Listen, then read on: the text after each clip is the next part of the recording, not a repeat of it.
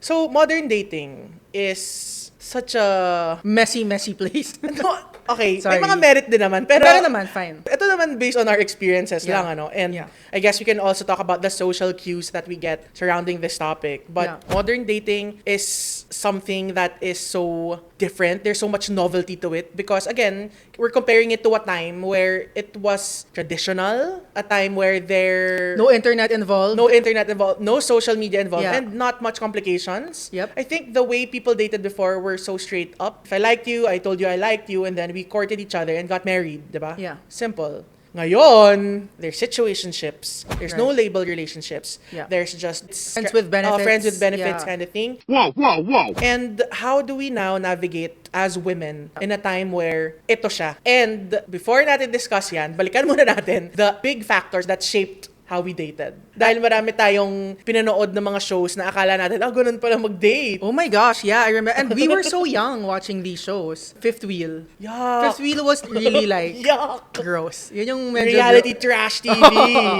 Okay, so yung concept kasi ng Fifth Wheel was, 5 kayong sasali. tas may bus, di ba? Tapos may either the two of you couple up, so at 2 pairs kayo, and may isang masisingle out. Hindi, and then biglang may lalabas na Fifth Wheel. Gets ko Apat na. muna kayo. Apat muna kayo. magsa-start. Tama. So parang kung nabuo na yung camaraderie and meron Oo, ng parang may connection, spark na, biglang biglang- boom, may papasok na Fifth Wheel. Oo. It's so funny. We were watching this, we were in high school. Yeah. Kasi I think the point of that show was really to like provoke illicit reactions. And it's crazy that we were consuming this. Meron yung tatlo lang sila eh. Yeah.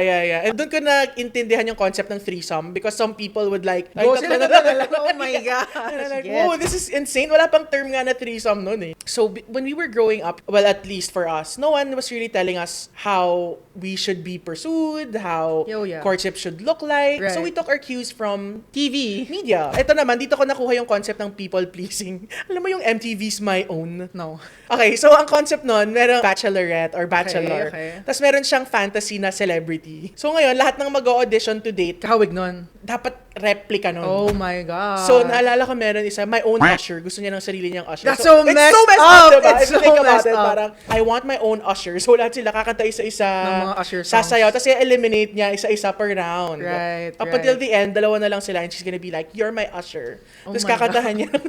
It's marketed as like an entertainment. But in a way, it's kind of foreshadowing or it's kind of telling of how society views dating. Or masyadong zoned in nga sa looks na gusto mo. Like, if you prefer someone who looks like Usher, di ba? Parang then someone who looks like Usher must be good for you. Pero, It's so messed up. naisip mo- Pero I would like my own.